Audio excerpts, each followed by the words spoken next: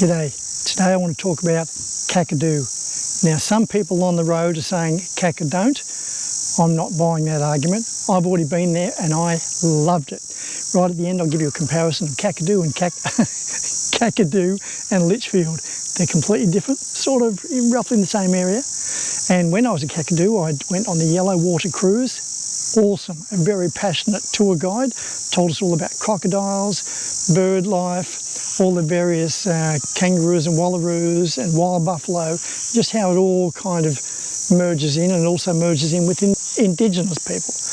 As well as that, I took a flight around Kakadu, which also took me out to Arnhem Land, and I went and made some discoveries, well, not discoveries, they were pointed out, a bit hard to find, some fantastic rock art. So without any further ado, let's go.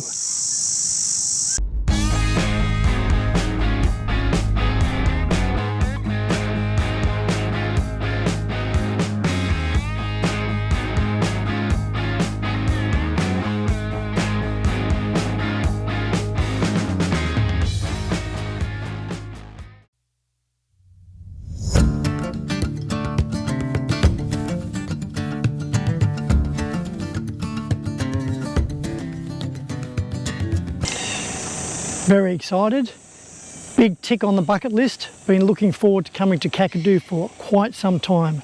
So let's go and do some exploring. Woohoo! The sign over my shoulder is indicating that don't forget you must have a pass to get into Kakadu. You can either pay online or call into one of the roadhouses here and buy one.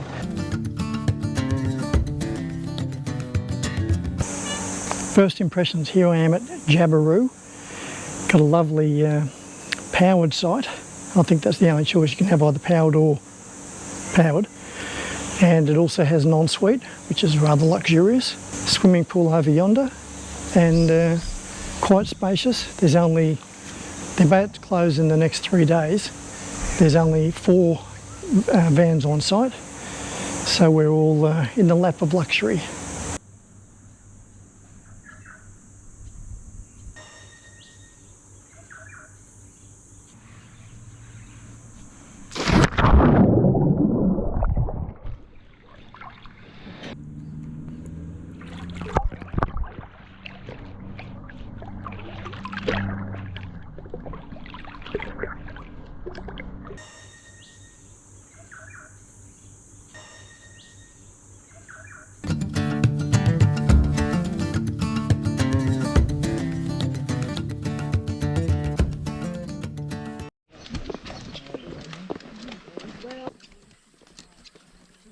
What's laying in the water and what's on the bank is a totally different thing. On the sides of safety, no standing on seats, no leaning out trying to pack crocodiles, no sitting on the sides of the boats and stuff like that. This little bank on the left hand side we're going to really scour. This is where the little freshies have been hanging out. The freshies and the estuarine crocodiles don't really get along. They don't. The bigger fellows, the saltwater crocodiles, one of the most aggressive, if not the most aggressive crocodilian species in the world. And they prey on each other, male and male, definitely a lot. When we start talking about when the two are living together side by side, unfortunately the smaller freshwater crocodiles generally attacked and killed. What's called a saltwater crocodile is in actually freshwater. So we've got crocodilians around the world, and underneath that you've got crocodilius, is what we have here in Australia. Crocodilians talk about alligators and caiman and stuff like that. We've got Crocodilius sporosus, which is estuarine or saltwater crocodile. And then we have Crocodilius johnstonii, which is freshwater crocodile. This is why you've got to be very careful around the waterways, guys. As I said, they're edge feeders. If you go and plonk yourself on the edge of the water, you are putting yourself at risk, 100%. These animals have no problems in hiding themselves. Remember that they've been a predatory animal on the earth for a long, long, long time. So when we look at an animal over 4 metres, we can actually say that we're looking at a male. When we're looking at this sort of animal, only way we're going to really find out if we get out and put our fingers in the clacker. Everything's hiding away and tucked away. Now, eventually, they all look like estuarines.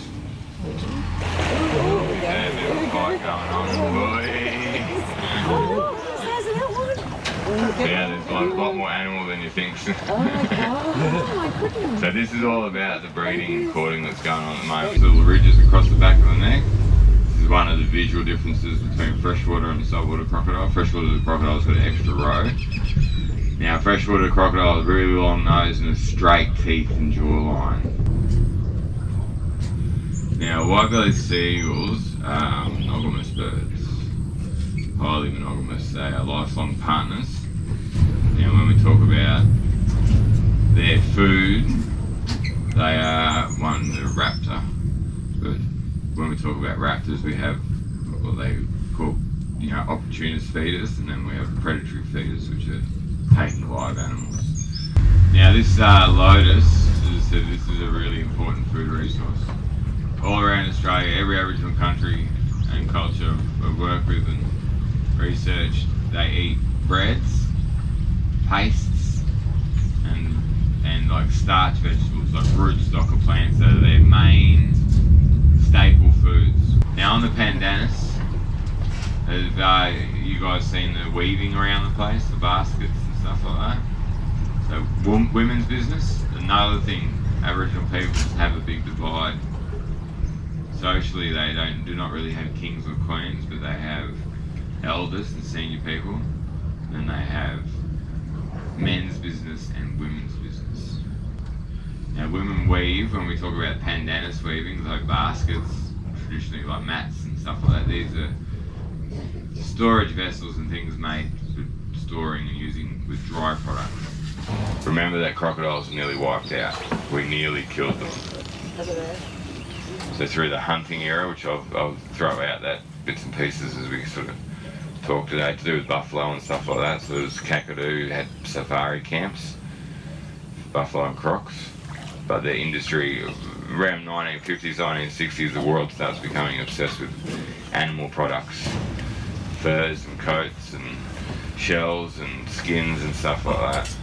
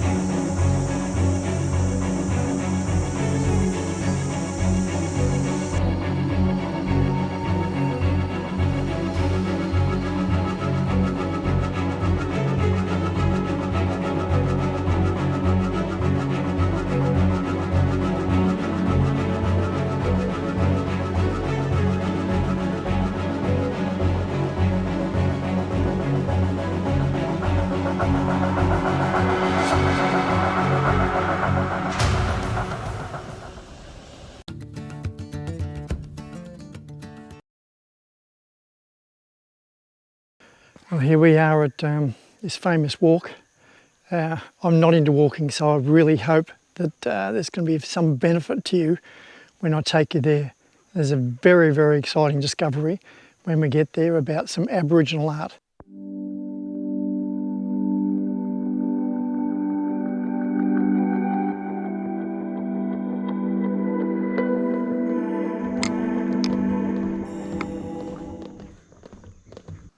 Here I am after a long walk up to Aboriginal Rock Art.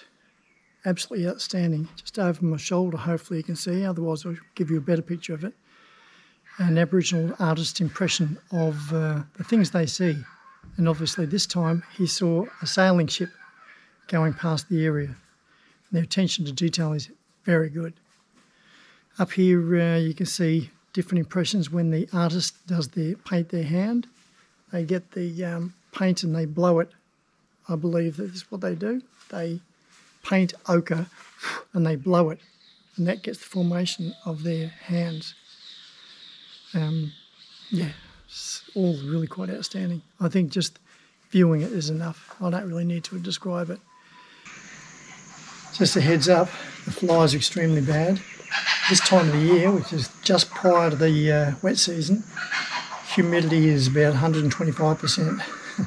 My t-shirt is, I could just wring it out. But hey, I'm a traveller and I'm doing the adventure.